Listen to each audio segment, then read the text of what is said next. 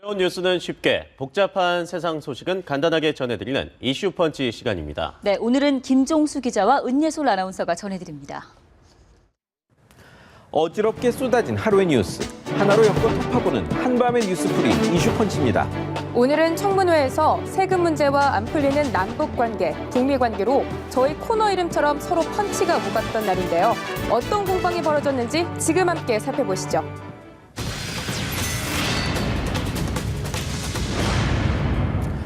오늘 이완구 총리 후보자에 대한 인사청문회가 있었습니다. 당초엔 야당도 무난하다는 평가였는데 지금 상황은 그렇지 않죠. 네, 그렇습니다. 부동산 문제, 병역 문제가 차남에 이어 본인으로 번지더니 드디어 보도 외압 문제까지 불거지면서 갑자기 찬바람이 쌩쌩 불며 한행전선이 형성됐죠. 네, 이완구 후보자는 오늘 청문회 시작부터 연이어서 반성, 송구, 사죄 이런 말들을 쏟아냈습니다. 이 후보자의 모두 발언 함께 들어보시죠.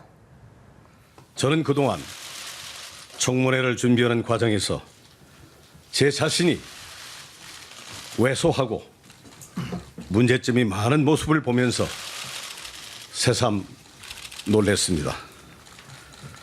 저희 부족함에 대해 통렬히 반성합니다.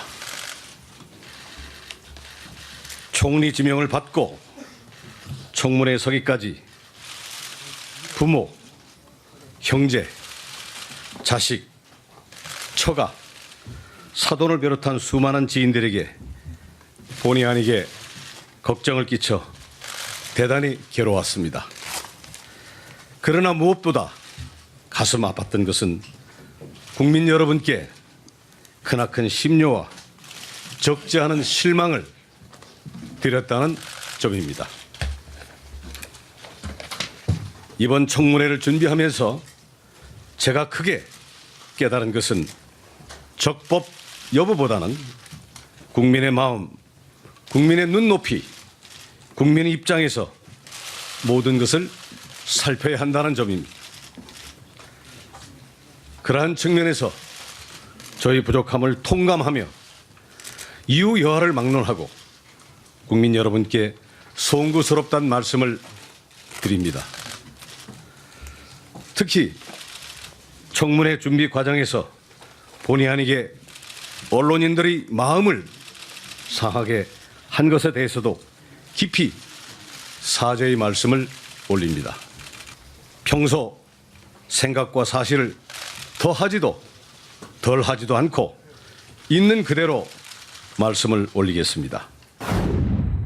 하지만 이 총리 후보자의 이런 낮은 자세도 별로 소용이 없었던 것 같습니다.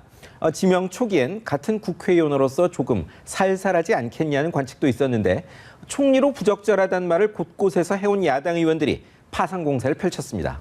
그렇습니다. 이 후보자의 병역 의혹에 대한 진선미 의원의 언급과 이완구 후보자의 답변 함께 들어보시죠. 신체 검사 중엔 가장 최첨단 시설이 갖추어져 있는 신체 검사 장소고요. 이것은 서울에 있습니다. 둔촌동에. 당시 국무총리 후보는 정확하게 들으십시오. 네. 국무총리 후보는 대학생이셨고 서울에서 학교를 다니셨습니다.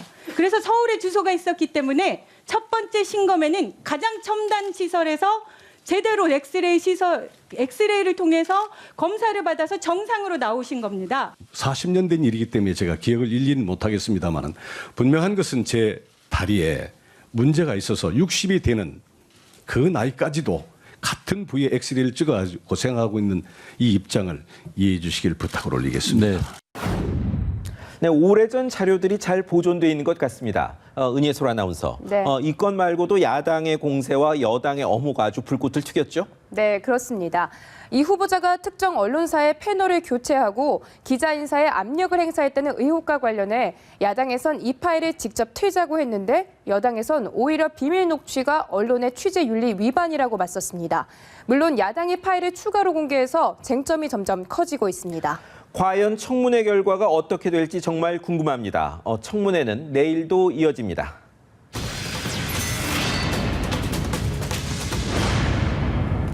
은예솔 아나운서, 네. 집안의 수입이 갑자기 줄어서 지출보다 작아진다면 어떻게 하겠습니까? 네, 당연히 지출을 줄이든지 아니면 더 벌든지 해야 되겠죠. 네, 그렇습니다. 그런데 지금 나라 곳간 사정이 딱 그런데요. 아시다시피 연말정산 파동을 계기로 돈 거두어서 빈 곳간을 메우자는 의견과 지출을 깎자는 의견이 지금 치열하게 다투고 있죠. 이게 오늘 두 번째 공방입니다. 네, 그렇군요. 나라 국간이 얼마나 비었는지부터 함께 보실까요? 지난해 정부가 걷어들인 국세 총액은 205조 5천억 원. 한 해 전인 2013년보다 3조 6천억 원 늘었지만 목표치에는 10조 9천억 원이나 모자랐습니다. 펑크난 세수는 역대 최대 규모. 1997년 외환위기 당시 8조 6천억 원보다도 2조 3천억 원이나 많습니다. 2012년 2조 8천억 원, 2013년 8조 5천억 원에 이어 3년 연속 세수에 구멍이 난 것도 사상 처음. 그만큼 나라 곳간은 비었고 부족한 돈은 고스란히 빚을 내서 살림을 꾸렸습니다. 증세는 없다던 정부 공식 입장과 달리 왜 담배값이 오르고 연말정산 소득공제 파동이 났는지 짐작해 볼 수 있는 대목입니다. 환율 하락 등으로 관세가 1조 9천억 원 줄었고 기업의 소득세라고 할 수 있는 법인세도 경기 부진에 1조 2천억 원 감소했습니다.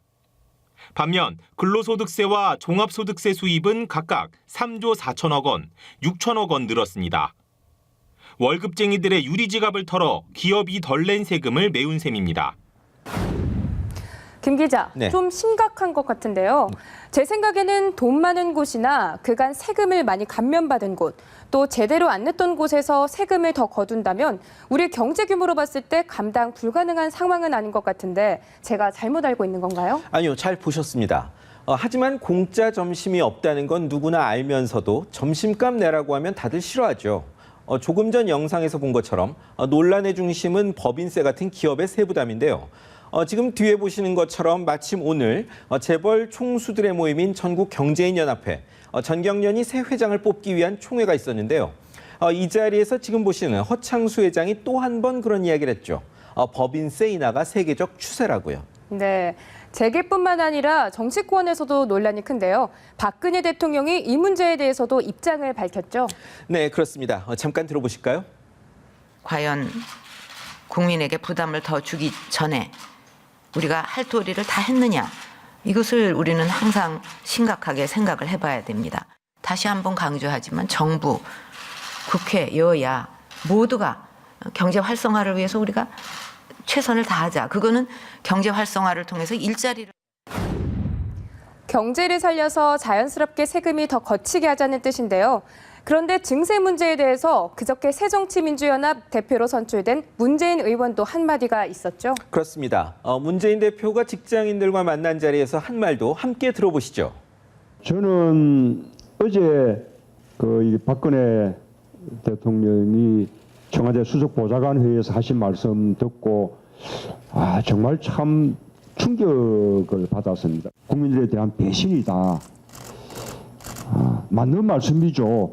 그런데 그동안 어떻습니까? 누가 정세를 해봤습니까? 또 국민들이 또 분노하는 것은 대기업들에게 가해졌던 그런 법인세 특혜, 이런 것들 바로잡고 정상화하는 그런 방식이 아니라 서민들에게 부담 증가하고 가난한 봉급장이들 지갑을 털고 이런 방식의 정세를 하는데 더 분노한 거 아닙니까? 이중의 배신 아닙니까? 네, 정말 강대강 공방이네요. 두 사람이 2년여 전 선거에서 세금을 놓고 벌였던 공방전의 리턴 매치 같은 느낌이 듭니다. 네, 더 내고 더 받을 것이냐, 덜 내고 덜 받을 것이냐, 더 낸다면 누가 부담을 지고 덜 내면 누구 부담을 덜어줄 것인가. 이건 한순간의 공방이 아니라 국가 운영 철학을 둘러싼 근본적 논쟁이 될 것 같다는 생각입니다.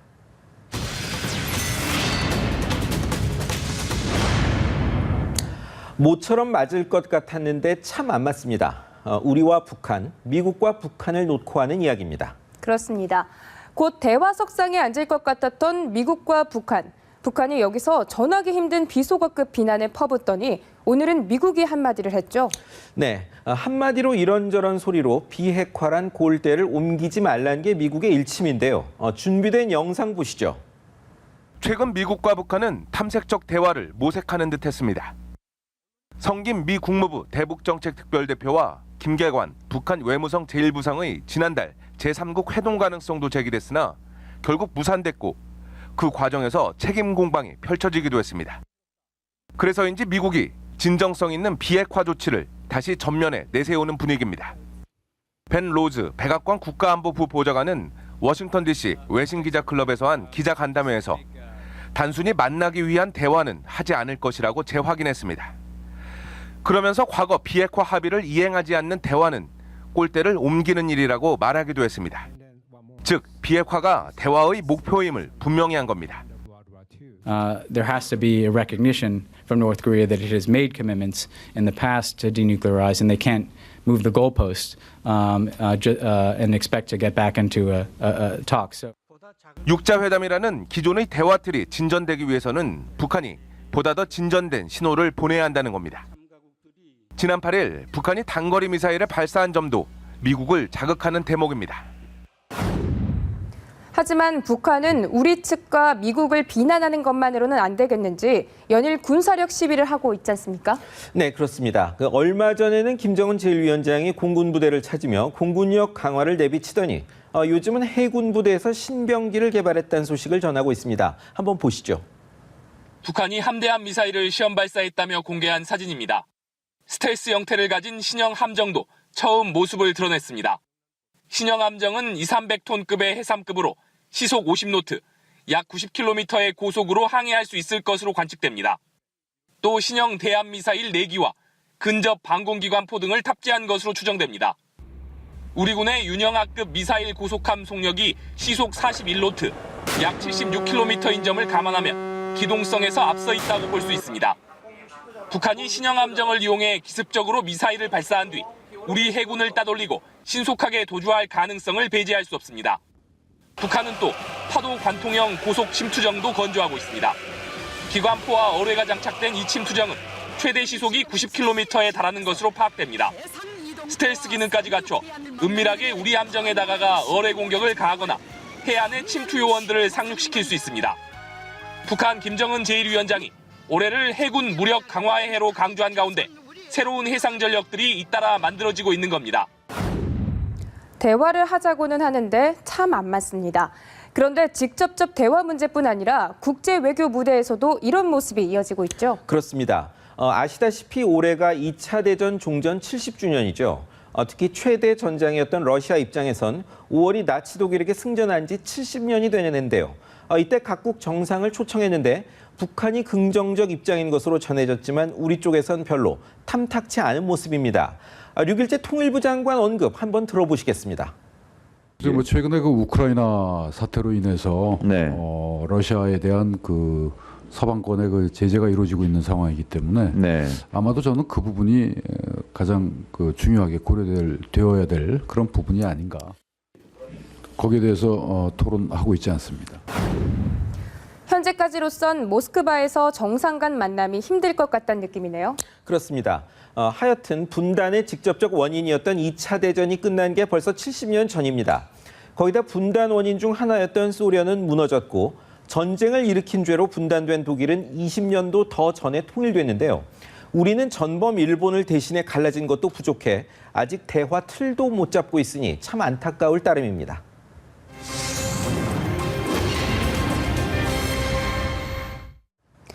총리 청문회로 세금 문제와 북핵 문제로 날선 공방이 벌어진 하루였습니다. 현기증나게 쏟아지는 공방 소식들, 갈등으로 끝나지 않고 발전을 위한 진통이 됐으면 하는 바람입니다. 오늘 준비한 소식은 여기까지입니다. 고맙습니다.